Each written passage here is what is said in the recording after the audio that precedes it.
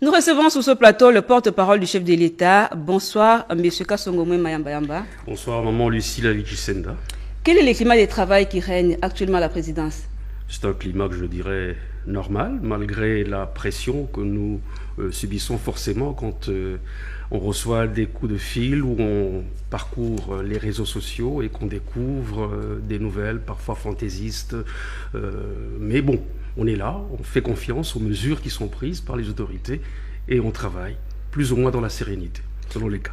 Et justement, en rapport avec les réseaux sociaux, il y a une série de morts à la présidence, mais il y a silence radio et la population se demande qu'est-ce qui se passe exactement. Vous savez, lorsque le chef de l'État avait décrété la mesure d'état d'urgence sanitaire, beaucoup de gens n'avaient pas encore mesuré la portée de ce que le monde médical appelait la pandémie du Covid-19. Et je me rappelle d'ailleurs sur votre plateau ici, quand j'étais venu pour parler la première fois d'une prorogation de cet état d'urgence, pour la deuxième fois de cette prorogation, bon, quand je rencontrais les gens, oui, mais attendez, quand est-ce que vous allez lever? Mais on ne va pas lever ça comme ça, puisqu'il y a un état qui a lieu sur le terrain. C'est une maladie extrêmement dangereuse qui est sur le terrain, et donc c'est pour cela qu'on a décrété l'état d'urgence.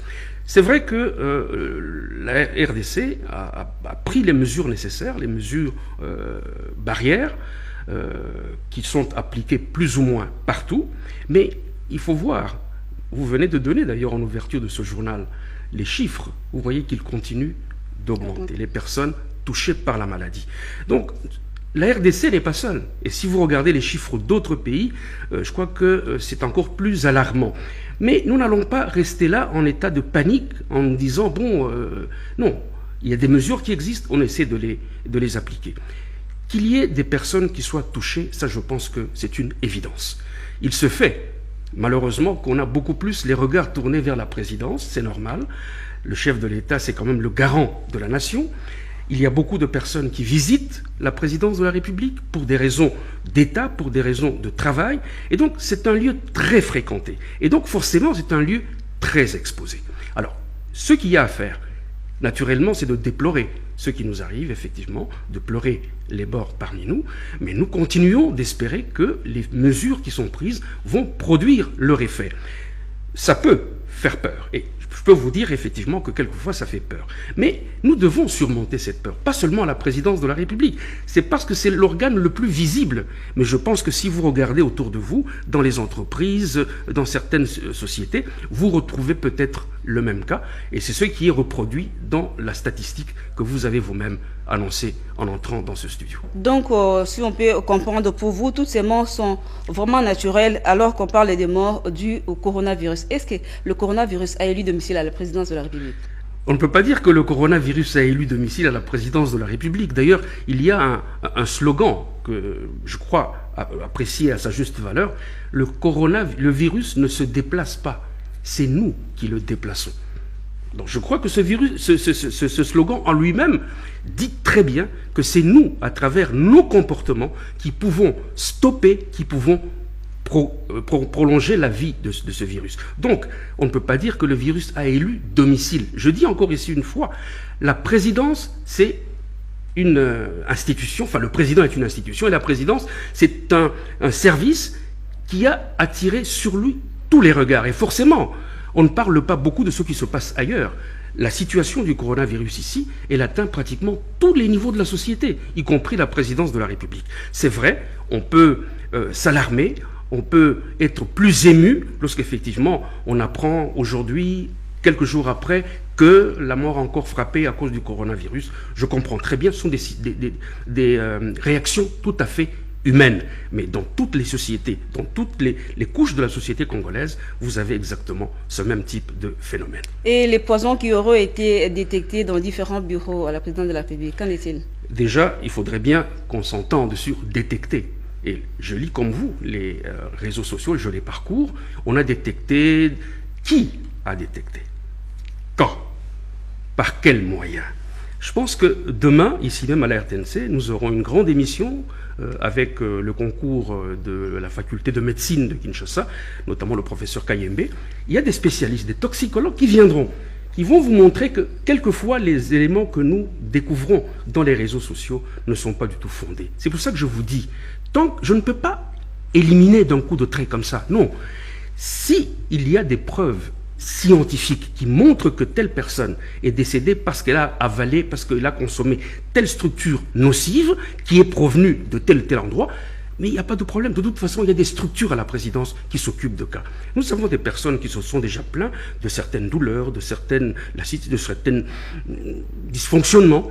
Mais il y a des structures qui prennent ces personnes en charge. Je voudrais vraiment que les gens se mettent en tête qu'on n'abandonne pas le personnel à la présidence de la République et qu'il y a des mesures qui sont véritablement prises pour éviter. Actuellement, juste une petite minute, nous avons adapté. À chaque fois que nous surveillons ce baromètre que vous le lisez chaque fois en début de journal, la présidence adapte les mesures pour véritablement coller. Justement, c'est en rapport avec les mesures. Quelles sont les mesures prises pour arrêter tout ça? Mais les mesures sont nombreuses. Il y a d'abord les mesures barrières que tout le monde pratique. Aujourd'hui, par exemple, si vous allez au bureau du président de la République, vous avez un portail de désinfection. Vous ne pouvez pas passer entrer chez le président sans passer par ce portail. Ces portails sont également installés dans d'autres sites. Il y a le confinement. Au début, on s'était dit, quand ce n'était pas encore des chiffres très, très, très alarmants, on s'est dit, on peut laisser 3 à 4 personnes par bureau.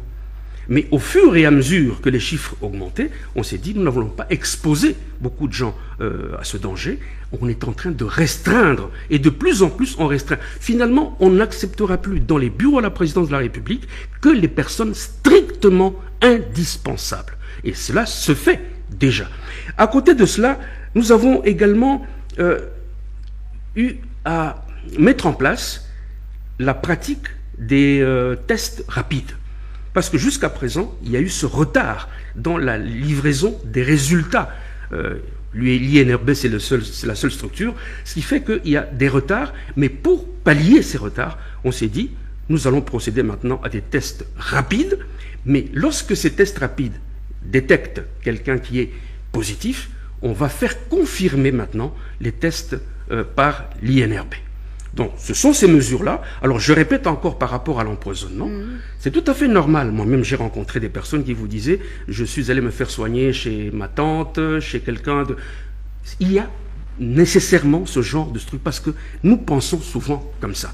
Mais je dis ici que scientifiquement, il n'y a encore aucune preuve qui a été donnée pour dire que il y a autre chose que le Covid-19 parmi les décès qu'on a déplorés à la présidence de la République. Et pour cette semaine seulement, il y a eu combien de morts à la présidence de la République? Bon, pour cette semaine, je ne suis pas non plus là pour faire la comptabilité. Moi-même, personnellement, j'ai été accompagné Charles Pirot-Kilocho, le directeur adjoint de la communication de la présidence de la République. Je crois que si je ne me trompe pas, nous avons enterré, je crois, 2 ou 3 personnes cette semaine. Donc, contrairement à ce qui se raconte dans les réseaux sociaux, 8, 7... Bon, c'est-à-dire que les gens font la comptabilité depuis le début de la maladie. Depuis le début, on parle depuis les 20 morts. Depuis le début de la maladie dans notre pays. Mais là, vous m'avez posé la question sur la semaine. Oui. Je vous ai répondu sur la semaine. Non, je voudrais vraiment tranquilliser la population. On est vigilant. Tous les services de la présidence sont vraiment mis en alerte.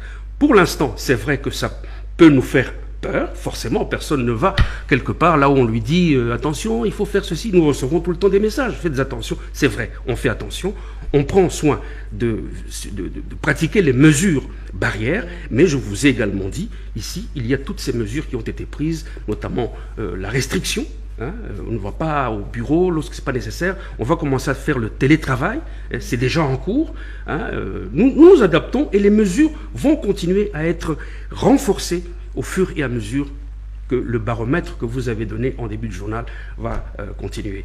Merci de vous soucier de ceux qui travaillent à la présidence de la République. Oui. Nous vous en sommes véritablement reconnaissants. J'en ai même un peu d'émotion. Oui. Mais c'est vrai, je comprends. C'est normal. C'est la première institution du pays. Et c'est normal que les gens veuillent être informés de ce qui s'y passe. Merci, ça va passer.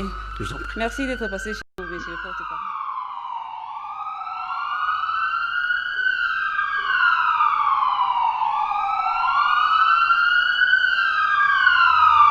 Pour faire face aux surcoûts que nous rencontrons en Europe, Batousol a mis sur pied un service de crédit dans le domaine des interventions médicales. Pour permettre aux patients résidant à Kinshasa d'avoir recours aux actes médicaux de bonne qualité sans être freinés par l'obstacle financier. Batoussol, votre partenaire médical. Téléphone 0044 74 05 42 65 99. WhatsApp 0044 77 75 32